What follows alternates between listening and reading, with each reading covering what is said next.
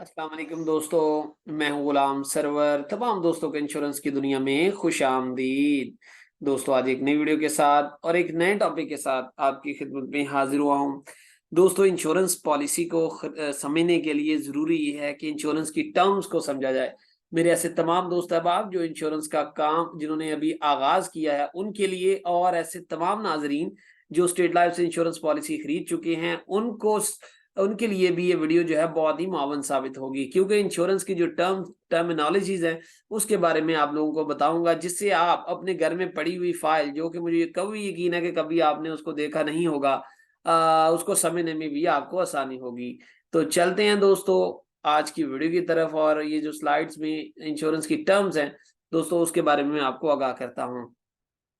दोस्तों, इस तरह से स्टेट लाइफ की जो फाइल होती है वो आप लोगों तक पहुंचती है। तो इस फाइल के अंदर जो लिखे हुए वर्ड्स हैं या जो टर्म्स यूज हुई हैं उनका क्या मतलब है, वो दोस्तों आज समझने की कोशिश करते हैं। तो लेफ्ट साइड से आगाज करूंगा। सबसे पहले दोस्तों ये बताता चलूं, पॉलिसी स्केड्यूल या फर्स्ट प्रीमियम रिसीट के बाद जब फाइल मिलती है तो यहाँ पर लेफ्ट साइड पे पॉलिसी नंबर होता है, जो कि 10 डिजिट का भी होता है, और कुछ जोन्स के अंदर ये 12 डिजिट्स का भी पॉलिसी नंबर है। तो पॉलिसी नंबर आपका एक यूनिक होता है जो किसी और का नहीं, और आप पूरे पाकिस्तान में कहीं पर भी मौजूद हो आप अपने पॉलिसी नंबर के थ्रू अपनी इंफॉर्मेशन का पता कर सकते हैं। उसके बाद आता है टेबल एंड टर्म। टेबल दोस्तों ये किसी भी प्लान के नंबर को असाइन किया जाता है। यहाँ पर देखिए तो 81 लिखा हुआ है, यहाँ पर अक्सर लोगों के 03 लिखा होगा।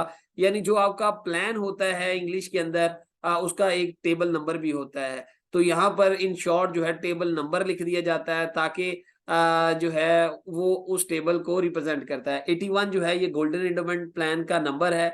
इसी तरह 03 जो है ये इंडोमेंट प्लान का नंबर है। इसी तरह से जो है अगर किसी का टेबल 19 लिखा है तो वो जीवन साथी प्लान है। टेबल 36 लिखा है तो वो शादबाद प्लान है। और दूसरी साइड पे टर्म यानी मुद्दत लिखी हुई है। किसी की 10 साल की पॉलिसी है तो यहाँ पर उसका 10 लिखा होगा, 15 की है तो 15 लिखा होगा, 50 की है तो 50 लिखा होगा। उसके बाद कुछ स्टेट लाइफ के प्लान ऐसे भी हैं जो विदाउट प्रॉफिट हैं। तो अगर यहाँ पर विदाउट प्रॉफिट लिखा हुआ है तो इसका मतलब आपने जो प्लान खरीदा है वो विदाउट प्रॉफिट है। यहाँ पर जैसे कि विद प्रॉफिट है तो इसका मतलब ये प्रॉफिट के साथ प्लान है। डेट ऑफ इशू, जिस दिन आपकी पॉलिसी जो है, यहाँ पर आप देखें जिस दिन ये इशू हुई है ये इशू डेट है, और जिस दिन से आपकी पॉलिसी में तहफ़्फ़ुज़ शामिल कर दिया गया है या डे वन से जो कवरेज है आपको वो ये डेट ऑफ कमेंसमेंट में है। और डेट ऑफ मेच्योरिटी, जब आपकी मुद्दत मुकम्मल हो जाएगी और आपको पैसे मिलेंगे तो ये है डेट ऑफ मेच्योरिटी। मेच्योरिटी का मतलब जिस दिन आपकी मुद्दत पूरी हो गई, तो मुद्दत पूरी होने के बाद जो है आपको पैसे मिलने हैं मुकम्मल मेच्योरिटी के, वो ये डेट पे आ जाएगा। प्रपोजर और लाइफ पर्पस, दोस्तों ये वो दो टर्म्स हैं जो काफी लोग जो है इसके अंदर कंफ्यूज होते हैं। जो प्रपोजर है दोस्तों ये पैसे की अदायगी करने वाले का होता है। यानी जो बंदा जो है इस पॉलिसी के पैसे अदा कर रहा है वो प्रपोजर है। और जिस बंदे की लाइफ के ऊपर पॉलिसी जारी है या रिस्क कवर जिस बंदे की लाइफ के ऊपर है उसको लाइफ प्रपोज्ड कहते हैं। जैसे अगर मैं आप लोगों को बताऊं, यहाँ पर शेरोज वहीद लिखा हुआ है तो प्रपोजर भी यही है और लाइफ प्रपोज्ड भी यही है।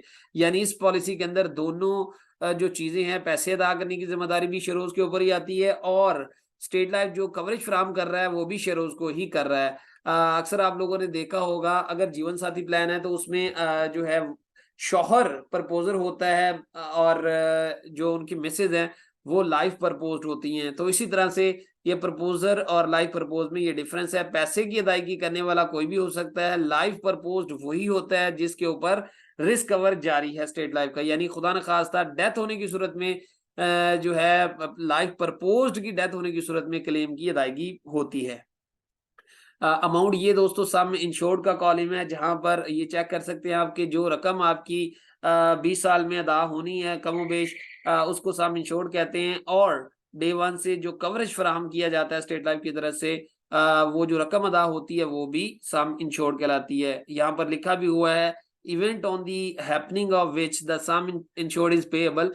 कुछ हैपन होने के बाद यानी डेथ होने के बाद लाइफ इंश्योर सर्वाइवल टू, दोस्तों यहाँ पर आप लोग चेक कर सकते हैं डेथ होने के बाद जो रकम वर्षा को अदा की जाती है वो सम इंश्योर्ड कहलाती है। To whom payable policy holder और his heirs executor administrators assignee और नॉमिनी को ये रकम जो है अदा की जाती है, किसको सम इंश्योर्ड कहते हैं। उसके बाद प्रपोजर का यहाँ पर नाम और एड्रेस है। नॉमिनी यानी जिसको ये रकम खुदा न खास्ता पॉलिसी की डिमाइस होने के बाद मिलती है, उसको नॉमिनी कहते हैं। उसके बाद गार्डियन इसमें कोई भी नहीं है। अगर किसी कोई छोटा बच्चा वारिस हो यानी नॉमिनी हो तो उस सूरत में गार्डियन मुकर्रर करना भी जरूरी होता है। इसके बाद automatic non for feature option में यहाँ पर ऑप्शन बी है। तो या यहाँ पर दो ऑप्शन होते हैं, या ऑप्शन ए होता है या बी होता है। अगर ऑप्शन ए है तो इसका मतलब आपकी पॉलिसी ऑटो पेड अप के अंदर है, यानी अगर दो कंसेक्टिवली आप इंस्टॉलमेंट शॉर्ट करेंगे तो आपकी रिस्क कवर खत्म हो जाएगी। और ऑटोमेटिक नॉन फॉर फीचर में आपकी जो पॉलिसी में से ही अगर पैसे मौजूद हैं तो तीसरी इंस्टॉलमेंट को एडजस्ट करके आपको रिस्क कवर जारी हो सारी किया जाता है। प्रपोजल नंबर जो आपने फॉर्म जो है वो साइन किए थे, साइन करने के बाद जो जमा करवाए थे, उसके नंबर को प्रपोजल नंबर कहते हैं। Date of proposal and declaration, जिस दिन आपने प्रपोजल दिया था ये उस दिन की तारीख है। इसी तरह से दोस्तों ये इंस्टॉलमेंट प्रीमियम है, यहाँ पर आप चेक कर सकते हैं। ये वो पैसा है आपका जो इन्वेस्टमेंट की सूरत में जा रहा है, और ये आपके सप्लीमेंट्री कॉन्ट्रैक्ट्स हैं। एडीबी एक्सीडेंटल डेथ बेनिफिट उस मद में ये पैसे आपके जा रहे हैं। टर्म इंश्योरेंस राइडर की मद में दोस्तों ये पैसे जा रहे हैं। और ओवरऑल आपने जो पे करने हैं टोटल पेएबल वो यहाँ इस कॉलम के अंदर आ गए। और यहाँ पर लिखा हुआ है फ्रीक्वेंसी एंड पेमेंट, 30 जून जो है हर साल आपकी इंस्टॉलमेंट होती है, ईयरली आपने अदा करनी होती है। इस तरह से अगर हाफ ईयरली लिखा हुआ है या क्वार्टरली लिखा हुआ है तो वो आपका मोड ऑफ प्रीमियम है। इसके बाद यहाँ पर दोस्तों बड़ी इंपॉर्टेंट चीज के लास्ट पेमेंट ड्यू, अक्सर दोस्त कंफ्यूज हो जाते हैं कि जो है लास्ट पेमेंट, चूंकि आपकी जब आप पॉलिसी कराते हैं तो एक इंस्टॉलमेंट एडवांस में होती है, इसलिए मुद्दत खत्म होने से पहले जो है आपकी आखिरी 1 साल पहले आपकी आखिरी इंस्टॉलमेंट चले जाती है। उसके बाद आपने 1 साल वेट करना होता है, फिर आपकी मेच्योरिटी आ जाती है, और उसके बाद आपका आईडी कार्ड नंबर लिखा होता है। इस तरह से दोस्तों ये वो टर्म्स हैं जो कि उम्मीद है आज आप लोगों को समझ आ गई होंगी। इन टर्म्स को देखते हुए आप अपनी पॉलिसी फाइल को समझ सकते हैं। ये थी दोस्तों आज की वीडियो। उम्मीद है आज आप लोगों को वीडियो पसंद आई होगी। जल्दी एक नई वीडियो के साथ, एक नए टॉपिक के साथ आपकी खिदमत में हाजिर होऊंगा। तब तक के लिए इजाजत दीजिए। अल्लाह ने के बाद।